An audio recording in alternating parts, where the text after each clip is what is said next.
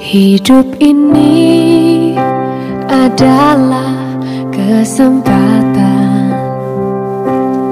Hidup ini untuk melayani Tuhan. Jangan sia-siakan waktu. Setelah itu, Bani Moab dan Bani Amon datang berperang melawan Yosafat bersama-sama sepasukan orang Meunim. Datanglah orang memberitahukan Yosafat, suatu laskar yang besar datang dari seberang laut Asin, dari Edom, menyerang tuanku.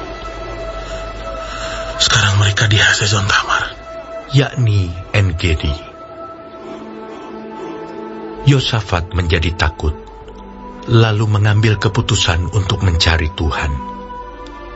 Ia menyerukan kepada seluruh Yehuda supaya berpuasa. Dan Yehuda berkumpul untuk meminta pertolongan daripada Tuhan. Mereka datang dari semua kota di Yehuda untuk mencari Tuhan.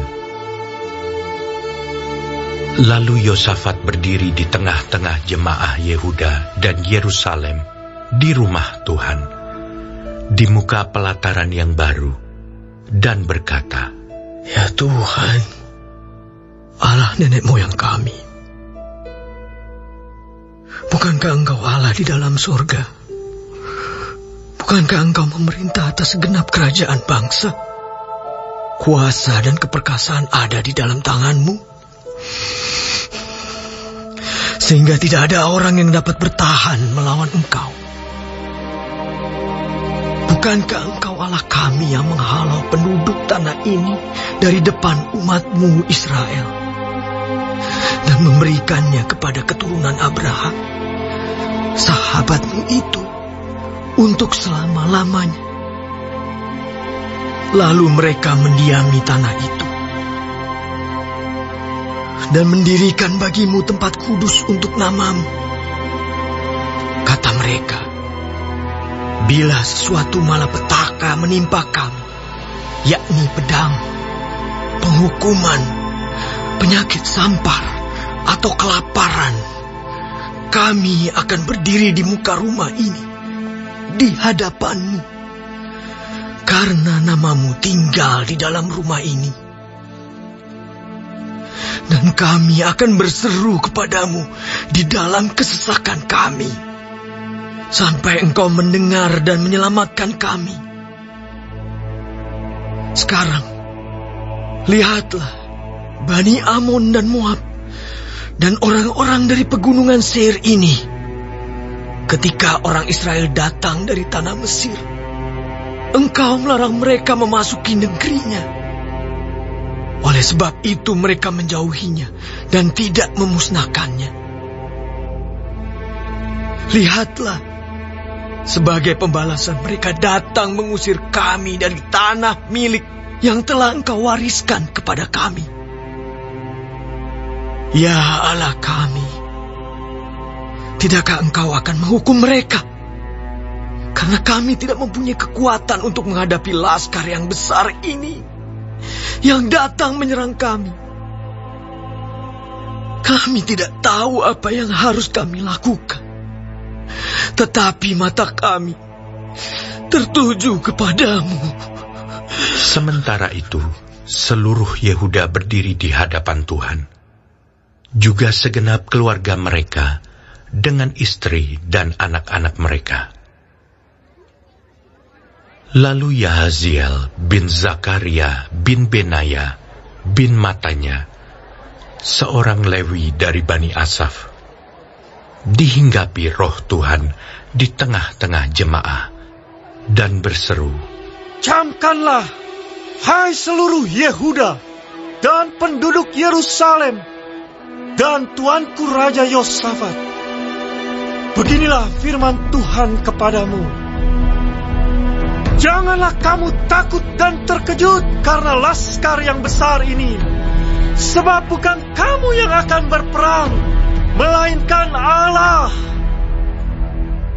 Besok haruslah kamu turun menyerang mereka. Mereka akan mendaki pendakian Ziz, dan kamu akan mendapati mereka di ujung lembah, di muka padang gurun Yeruel. Dalam peperangan ini, tidak usah kamu bertempur. Hai Yehuda dan Yerusalem, tinggallah berdiri di tempatmu, dan lihatlah bagaimana Tuhan memberikan kemenangan kepadamu. Janganlah kamu takut dan terkejut. Majulah besok menghadapi mereka. Tuhan akan menyertai kamu. Lalu berlututlah Yosafat dengan mukanya ke tanah. Seluruh Yehuda dan penduduk Yerusalem pun sujud di hadapan Tuhan dan menyembah kepadanya. Kemudian orang Lewi dari Bani Kehat dan Bani Korah bangkit berdiri untuk menyanyikan puji-pujian bagi Tuhan Allah Israel dengan suara yang sangat nyaring. Keesokan harinya pagi-pagi, mereka maju menuju padang gurun Tekoa. Ketika mereka hendak berangkat, berdirilah Yosafat dan berkata, "Dengar, hai Yehuda dan penduduk Yerusalem, percayalah kepada Tuhan Allahmu, dan kamu akan tetap teguh. Percayalah kepada nabi-nabinya, dan kamu akan berhasil." Setelah ia berunding dengan rakyat, ia mengangkat orang-orang yang akan menyanyi nyanyian untuk Tuhan dan memuji Tuhan dalam pakaian kudus yang semarak pada waktu mereka keluar di muka orang-orang bersenjata sambil berkata, "Nyanyikanlah nyanyian syukur bagi Tuhan, bahwasannya untuk selama-lamanya kasih setianya." Ketika mereka mulai bersorak-sorai dan menyanyikan nyanyian pujian, dibuat Tuhanlah penghadangan terhadap Bani Amon dan Moab dan orang-orang dari pegunungan Seir yang hendak menyerang Yehuda, sehingga mereka terpukul kalah. Lalu Bani Amon dan Moab berdiri menentang penduduk pegunungan Seir, hendak menumpas dan memunahkan mereka. Segera sesudah mereka membinasakan penduduk Seir, mereka saling bunuh-membunuh. Ketika orang Yehuda tiba di tempat peninjauan di padang gurun, mereka menengok ke tempat laskar itu. Tampaklah semua telah menjadi bangkai berhantaran di tanah. Tidak ada yang terluput. Lalu Yosafat dan orang-orangnya turun untuk menjarah barang-barang mereka. Mereka menemukan banyak ternak, harta milik, pakaian, dan barang-barang berharga.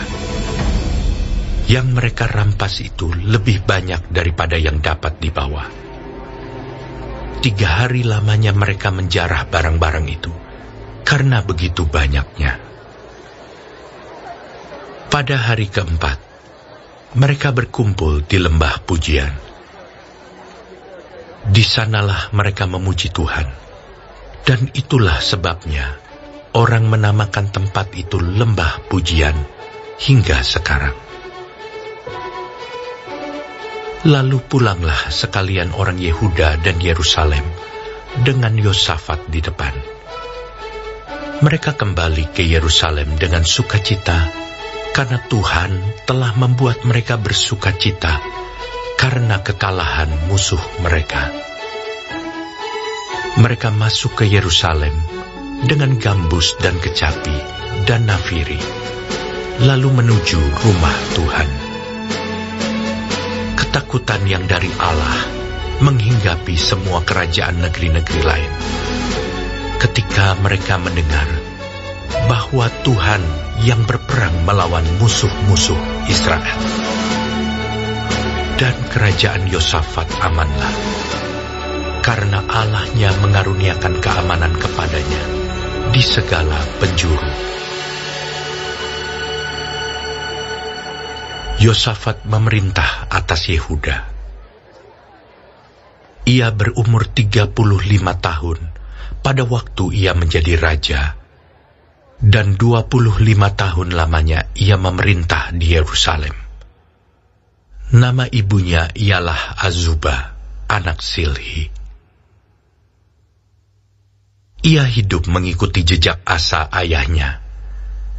Ia tidak menyimpang daripadanya, dan melakukan apa yang benar di mata Tuhan. Hanya bukit-bukit pengorbanan tidak dijauhkan. Bangsa itu belum mengarahkan hatinya kepada Allah, nenek moyang mereka. Selebihnya dari riwayat Yosafat, dari awal sampai akhir, sesungguhnya semuanya itu tertulis di dalam riwayat Yehu bin Hanani, yang tercantum di dalam kitab Raja-Raja Israel. Kemudian Yosafat, Raja Yehuda, bersekutu dengan Ahazia, Raja Israel, yang fasik perbuatannya. Ia bersekutu dengan Ahazia untuk membuat kapal-kapal yang dapat berlayar ke Tarsis. Kapal-kapal itu dibuat mereka di Ezion Geber. Tetapi Eliezer bin Dodawa dari Maresa bernubuat terhadap Yosafat, katanya, "Karena engkau bersekutu dengan Ahazia, maka Tuhan akan merobohkan pekerjaanmu." Lalu kapal-kapal itu pecah dan tak dapat berlayar ke Tarsis. Baik, sebelum mengakhiri firman Tuhan hari ini, kita sama-sama berdoa. Bapa kami yang di surga, dikuduskanlah nama-Mu. Datanglah kerajaan-Mu. Jadilah kehendak-Mu di bumi seperti di sorga. Berikanlah kami pada hari ini